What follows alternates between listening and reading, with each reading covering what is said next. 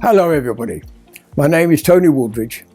I've been in the aviation industry all my life and in engineering training for the past 40 years, both as a college lecturer in London and running licence courses for aircraft engineers. During this time, I've helped many students to get a step up onto the career ladder in aviation engineering. The first UK EASA Part 66 licence to be issued was to one of my students, John, with a licence number of 1 in the UK.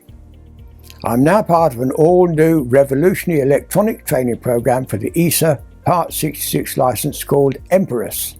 The program is an advanced, interactive electronic book comprehensively covering all the EASA Part 66 modules for the B1 licences and the B2 licence categories.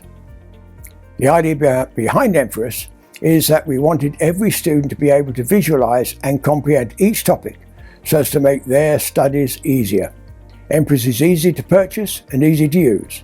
Just visit the Empeiros website, that's empeiros66.com, to get all the details.